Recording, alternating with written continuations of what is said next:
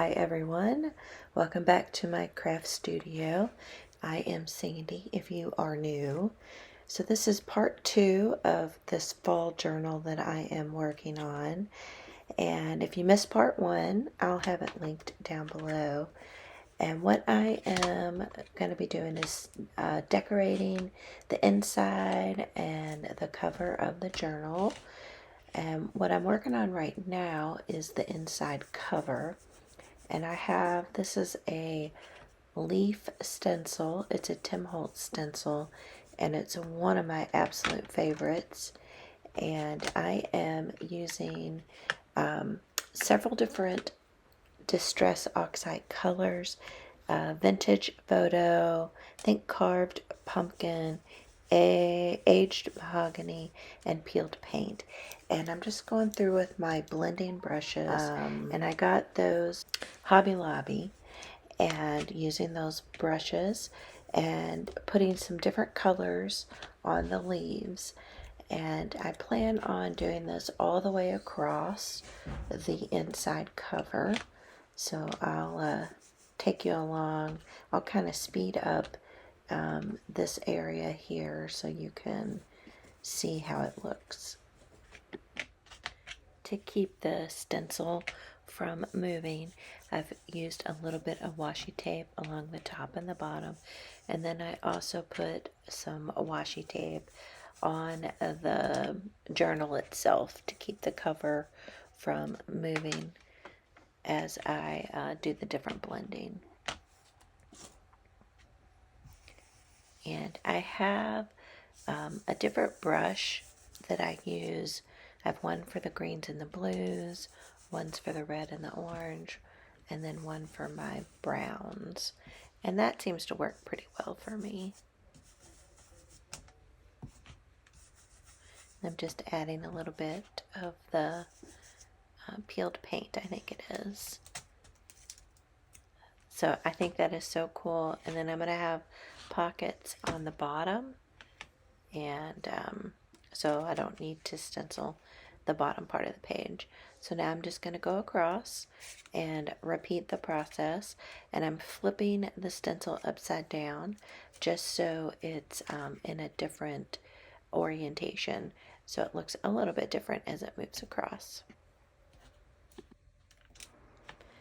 I used this stencil when I made some tags for my patrons for their September Happy Mail Junk Journal kit, and I did a similar process on a watercolor, I think it was, paper, and then I did some stitching around the edges and added some ribbon, and it turned out really cute little tags.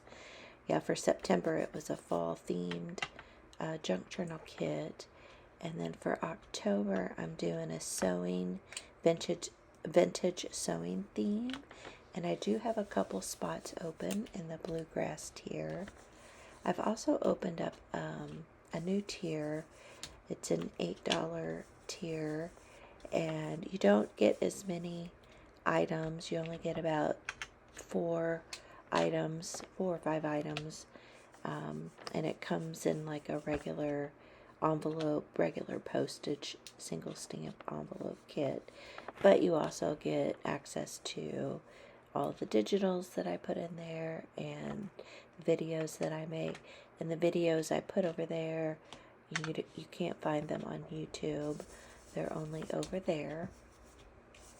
So yeah, if you're interested in that, check that out. I have my Patreon link down below.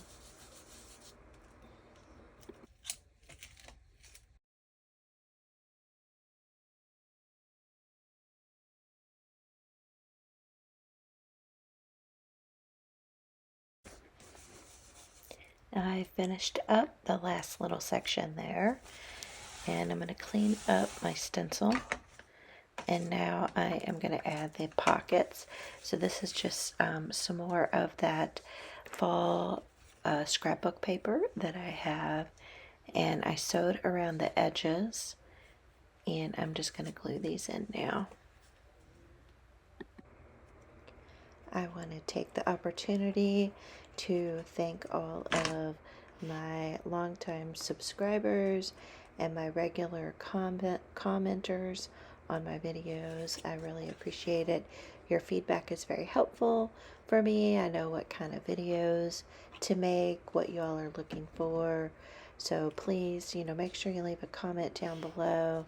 Let me know what types of videos you would like to see, what things you like.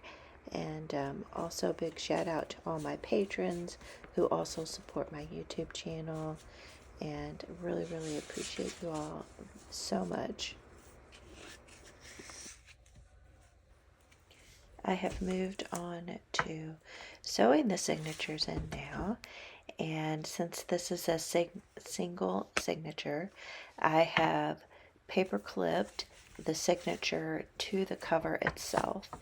And then I like to use this old book of mine and my dad's awl, and I'm just going to poke 3 holes in there. The things to remember are that any papers or envelopes that are smaller than the height of the journal, the full height, you want to arrange them so that you will get at least 2 holes through that particular paper or envelope or bag. That way it's more secure in the signature than if you just had 1 hole holding that item in. I found a nice burgundy embroidery thread that I thought would look nice on the outside, complement the fabric of the cover. And I am using a 3-hole pamphlet stitch. So I start down in the middle, and then I'll go up to the top, and then go back in, and then I'll go down to the other end. Whether it's, if you go to the top, then now I'm going to go to the bottom, or vice versa. And then I'll go back through the middle. And if you ever have trouble getting the papers to line up, just kind of take your time and you'll eventually get it through. Just takes patience. The paper clips help in kind of keeping everything aligned. And then once you got all of the holes threaded, you want to put 1 string on one side of that thread going through the middle and 1 string on the other side. You want to make sure it's taut on the outside, it's not baggy or loose. And then you want to do a double knot. I'll even do a triple knot. After the first tie, I take the paper clips off. That way it helps me, in my mind, I feel like the signature gets, the papers get sewn in there tighter when I take the paper clips off, but it's personal preference. And then I just do a quick check there to make sure all the papers got included.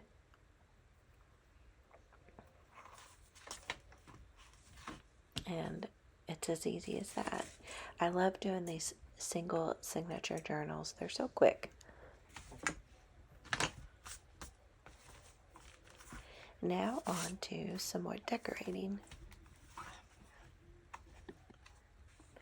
The next thing that I'm going to work on is a tie enclosure so that it'll help keep the journal closed.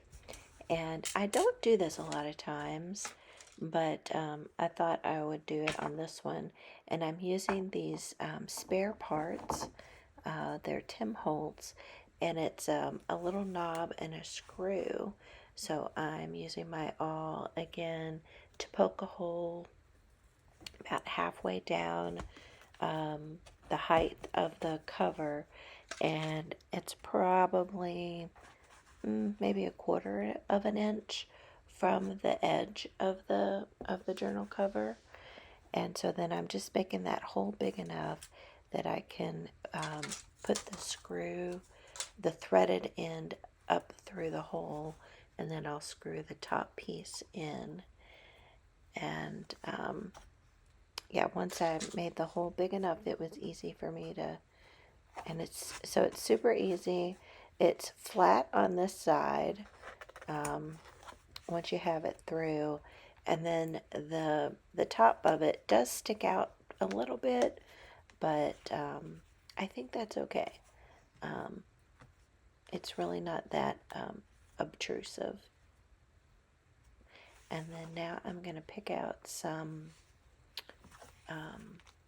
yarn or threads to wrap around that.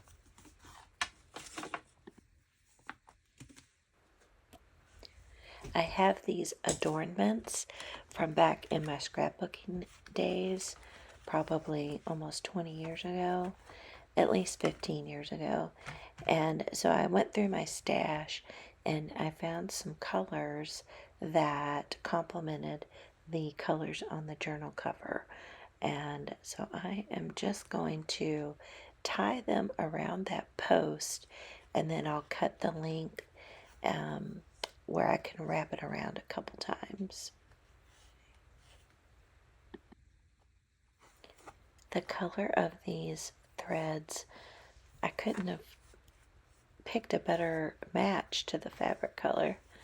It turns out really nice. Let's move on to the next thing to decorate. I am going to decorate some of the pages in here, and my process is, I don't know if it's a very good process or not, but I will kind of flip through the journal until I find a page that I'm ready to decorate. And here, this is a digital pocket from, I think it's from Sweet Pea Curiosities, I think. And since it's a smaller type of pocket, I thought it would look good on this particular page. The page that I am gluing this to is an Edith Holden page, and I love adding those into my journals because the font is so cool and the imagery is so pretty.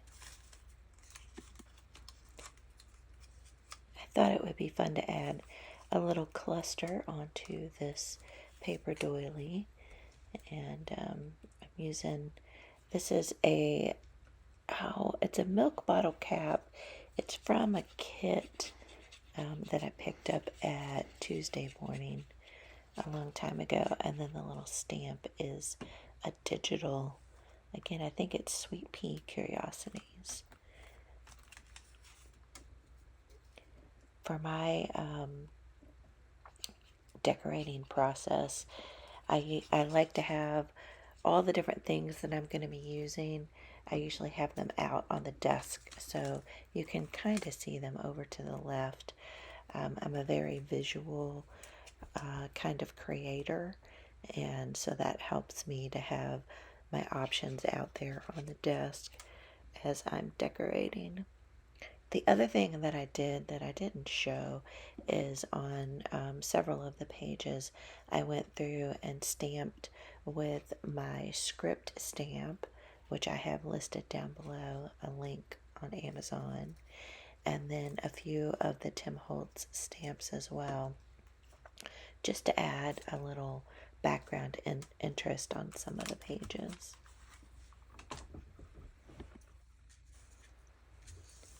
Here is one of the tags that I made for my patrons, and I just added a little label on there. And then here is another item that my patrons received in September, and it's a side tuck pocket. I used a 6x6 double-sided scrapbook paper and folded it over to make that side pocket, and then added a little cut apart in there, and then added that little image on the cover. And those are just so adorable. I made it a top pocket. When I'm decorating my journal, I try to be conscious of not making it too bulky.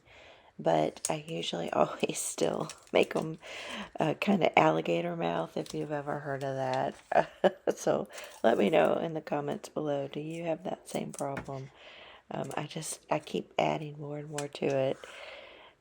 On this page here, I'm just taking some pretty sunflower washi tape that I got from Daiso, I'm pretty sure. And my patrons, they got a roll of those earlier this year. I think it was maybe July. I did a bumblebee theme. But anywho, I digress. So I'm just kind of ripping the washi tape and putting it around the edges of the paper. Want to leave a little room for journaling, and if I want to add a pocket later. And here you can see that script stamp that I put onto that page. Not to waste any fabric, I decided to put a belly band on this page here. I think the fabric looks nice on that color paper. And what I like to do for my fabric belly bands to give them a little more sturdiness is to back them on just some cardstock. So here I'm just using some white cardstock, and I'm going to glue it on there, and then I'll trim it down because I can't cut a very straight line. And I tried tearing this fabric, but it didn't want to tear for me.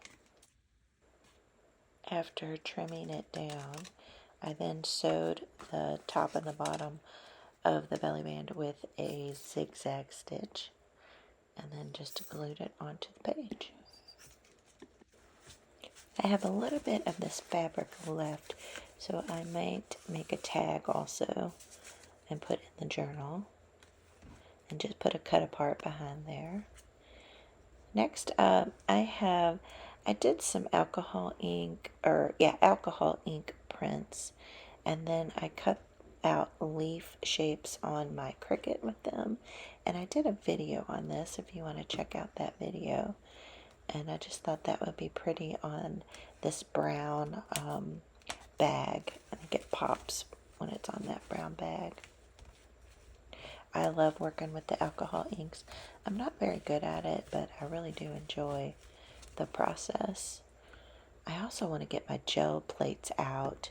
I've been wanting to make some more backgrounds on my gel plates, so I'm hoping I can get to that this week. I also have been wanting to make a Halloween journal. I have some really cute scrapbook paper and some Halloween fabric, so I'll probably try to do that this week. And then I'm also working on my sewing themed items.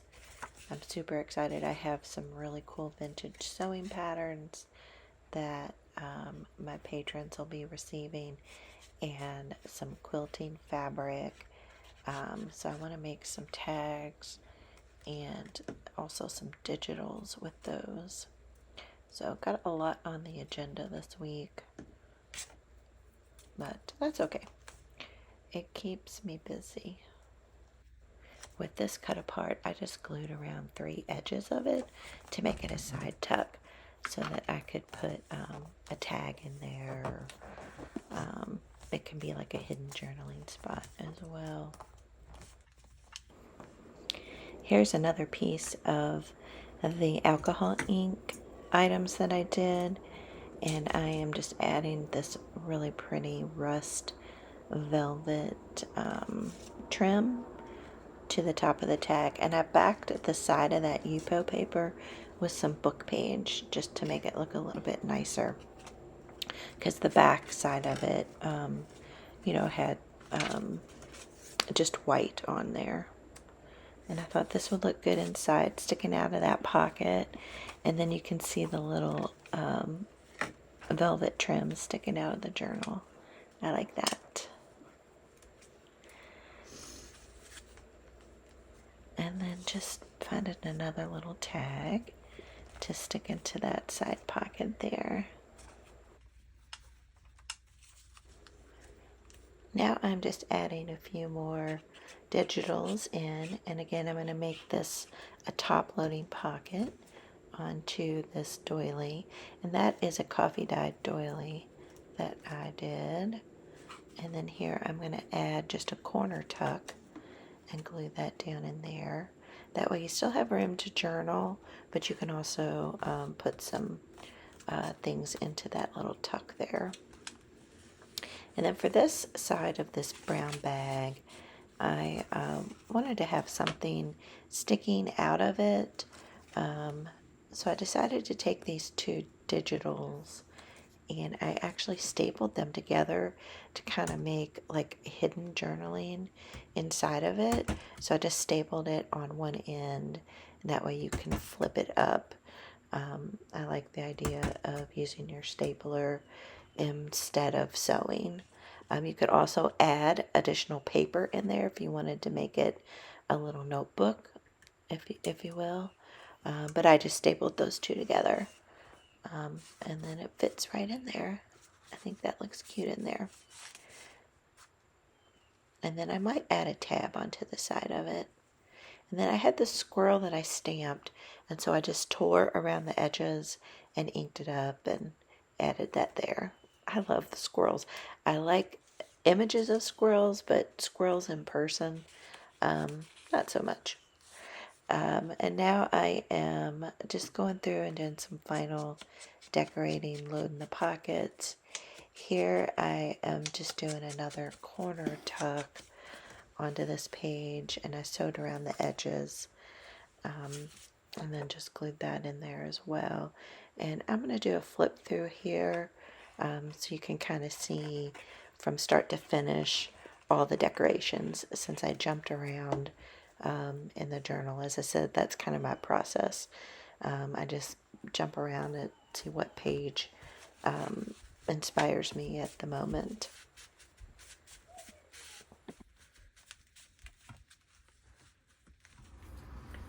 I decided I wanted to add a little cover piece onto the cover, little topper, and so I just got some muslin and pulled out some different fabrics and lace and ribbons that I thought would coordinate well with the colors of this journal, and did some sewing. You can see I did zigzag and straight stitch, and then I added a little bit of bling, and this is bling that I picked up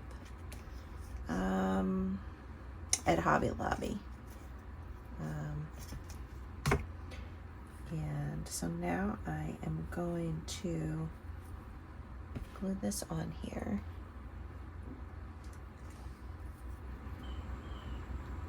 Let me know what you think of this topper and the other decorations that I put inside.